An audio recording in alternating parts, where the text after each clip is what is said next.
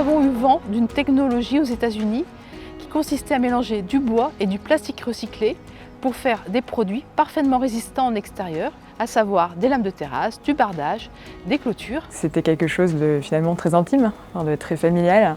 Donc j'ai vu grandir l'entreprise au fil des années. Mais ça a démarré comme toute entreprise à partir d'une idée.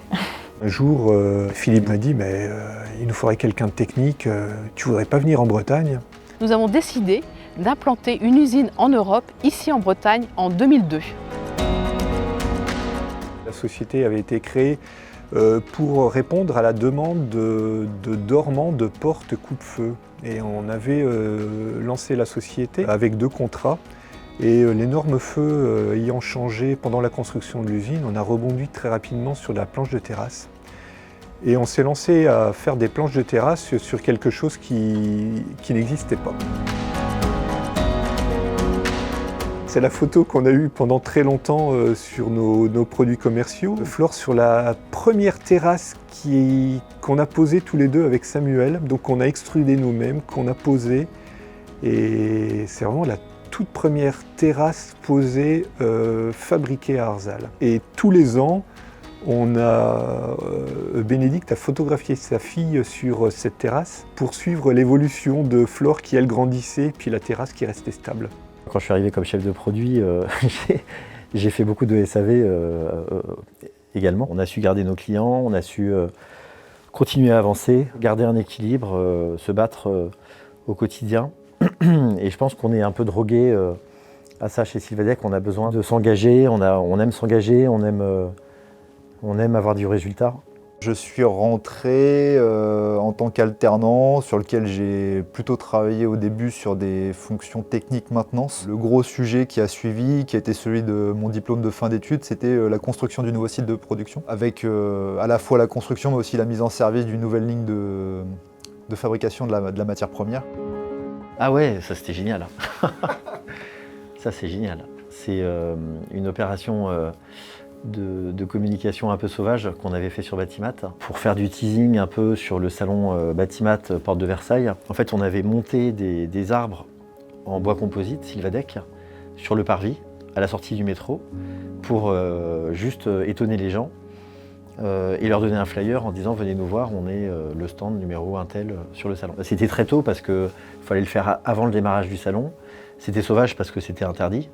Mais bon, comme pas mal de choses, on s'en foutait, quoi. Peut-être qu'aujourd'hui, on ferait plus gaffe aux questions légales et tout ça. 2 femmes chefs d'entreprise qui forment une joint venture, comme on dit, pour gérer l'indépendance des approvisionnements Sylvadec. C'est encore l'entreprise qui va de l'avant, qui innove, qui s'agrandit. Partant à l'origine de Sur, qui est presque un déchet ultime, en le travaillant de façon spécifique au travers de l'accord qui se concluait ce jour-là, au fond de ce déchet, on a fait un atout considérable. Alors, en rentrant de plus en plus dans la technicité, sur les modalités du traitement, le choix des différentes essences de bois et autres, enfin, c'est le chemin du progrès permanent, quoi. Ils se sont implantés en Allemagne, quoi. Ça veut dire qu'à un certain moment, il faut aussi avoir du crédit pour pouvoir s'implanter dans des pays comme ça. La qualité du produit s'est avérée très bonne tout de suite, quoi. Après, il y a eu aussi beaucoup de concurrence qui sont arrivées quand même. Alors la tentation a été forte pour certains de nos confrères de tenter le moins cher, de faire du Sylvadec quand il y avait besoin, mais de faire quand même du moins cher parce que bon, ça représentait des volumes. Moi, je suis plutôt foutu comme ça. Bon, j'étais d'abord très fier que ce soit une entreprise bretonne, malgré tout. On est content de voir la sincérité des dirigeants et la simplicité des dirigeants. Les gens sont restés simples, quoi. Ils étaient simples et sont restés. Parce que inévitablement, quand on crée un produit, qu'on crée un réseau de distributeurs, ils créent tout, quoi, ces gens-là. Ils ont tout créé, quoi. Parce qu'en fait, les réseaux de distributeurs, ils les ont pas attendus pour faire le job non plus. Donc, ils sont arrivés, alors sans doute au bon moment, sûrement avec le bon produit, et sûrement avec les caractéristiques, je dirais, humaines qu'il fallait absolument avoir. Quel honneur d'avoir des références aussi prestigieuses de Sylvadec. C'est une des briques qui va dans le sens de comment on voit l'entreprise Sylvadec. C'est-à-dire qu'on cherche à avoir une entreprise qui soit la plus respectueuse possible du monde qui nous entoure. Sylvadec est incontestablement une entreprise d'avenir parce qu'elle donne de la valeur à des produits qui en ont peu. Ces produits sont quasiment recyclables à l'infini. Il faut toujours avoir des piliers. Ça permet de guider aussi, de toujours garder cet ADN Sylvadec de départ, garder l'avance par rapport aux concurrents et voilà, vraiment aller de l'avant.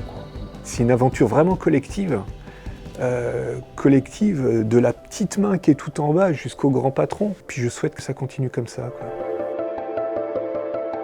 Sylvadec, c'est 20 ans de challenge dont nous sommes très fiers. Et pour pouvoir continuer cette dynamique, nous avons développé une stratégie qui repose sur 3 axes. Tout d'abord, nous avons décidé de continuer notre développement en Europe, et notamment en Europe de l'Est et Europe centrale.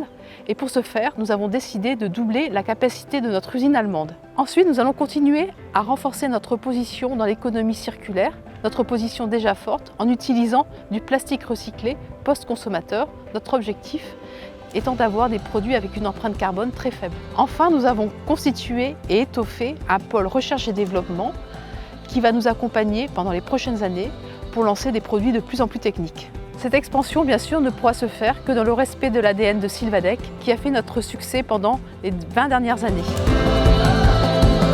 Il faut embarquer les jeunes, mais il faut aussi que nous, on puisse aussi se remettre en cause avec ces nouvelles générations, ces nouvelles générations qui vont créer le Sylvadec des 30 ans. Continuer, encore 20 ans de bonheur comme j'ai eu l'occasion de vivre, en fait.